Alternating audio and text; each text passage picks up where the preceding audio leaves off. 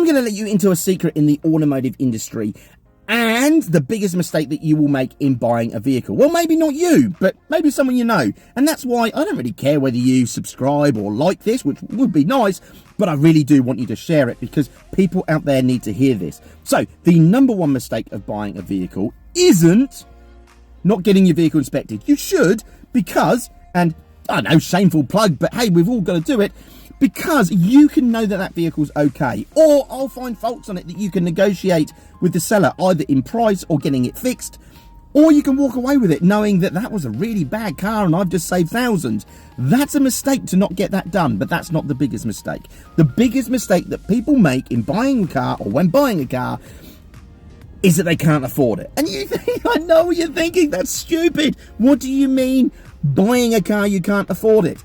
What I mean is, you should be able to go down, personal opinion, not a financial advisor, just a mechanic that has seen so many people get into this issue.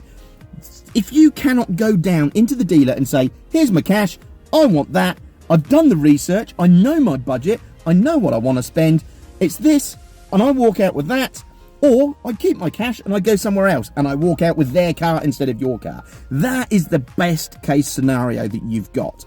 But what a lot of people do is, I really want that, but I'd really like that or that or that.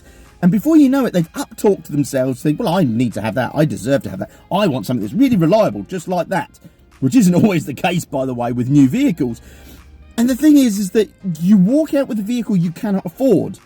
You get a loan, because you go, well, I can't afford it now. So you're borrowing from your future self, assuming that you're going to keep a job. And then what happens is that, well, here's the thing. You take that car and you go, right, I've got this car, I'm really happy, now I'm going to insure it. And you suddenly find out that the insurance isn't $500 or $1,000, it's $4,000. And you're now giving away an awful lot of money to a group of people who really don't deserve it. And my apologies to insurance companies, but you don't. You have enough money, you don't need more of mine, just because I want a car. And here's the deal. Any car, functioning car, but any car will get you from A to B. It really is. Every car will need to be serviced. Every car will need to have some sort of maintenance done on it at some point or another. And if you cannot afford to buy that car outright, and I would also say, if you go, I have all of this money to buy a car, halve that and spend that. And then use the other half for insurance and servicing and repairs. And you've got to remember, if that vehicle somehow you get, and this happens all the time, if that vehicle gets damaged, that's not covered under warranty, not covered under insurance, then you're going to get yourself in a position where you go, well, what do I do now? Right? What do I do? If you've halved that money and stick it in a bank somewhere, you've got some money that you can spend on getting another vehicle. All right? You're not in trouble.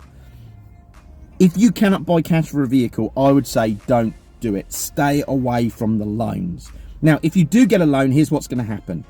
Particularly if it's a brand new car or 6-month car, even like cars literally just coming off the forecourt that's been re-registered. What's going to happen is you're going to buy a car, you're going to drive it off the forecourt, and it's called the forecourt tax. You're immediately going to lose 10% on that car. But your loan is still for the full price. You don't get compensation for the fact that you drove it off the forecourt and now it's worth 10% less. That stands. And over time, your loan, in almost all cases, will be more than what the car's worth. So if you have, for example, an accident, and the insurance says, okay, we'll pay you out for the car, you may still own 10 grand on that car, and you need another car. And that becomes really hard to try and deal with. The other thing that could happen is that you might say, like, hey, I just want another vehicle. And it's really hard to sell a vehicle that's got a loan against it. So what do you do? Well, it's okay, you go down to the dealer and they can help you out and they can refinance and do all this wonderful magic stuff, and you end up doing the same again and paying a forecourt tax again, and etc, etc. And the idea is to get out of having a loan. Okay? The biggest problem we've got in this industry is that manufacturers know, dealers know what they are doing. Some of them are in it themselves, by the way, but they are not financial advisors. So it doesn't matter to them whether you can afford the car or not. as long as you've bought the car that's on their lot. And that ends up in being the number one mistake that you can do in buying a car. Buying a car you can't afford, buying a car you can't service, buying a car that you can't repair, buying a car that you can't replace if something goes wrong. Do us a favour, share this, tell me in the comments what you think. Tell me in the comments whether I'm right or wrong. Tell me your experience with it. Because please, please, please think about the second biggest purchase that you're going to make. And think about it in terms of these are mechanical things that depreciate and go wrong, and when I inspect them, you will be surprised what I find even on relatively new cars.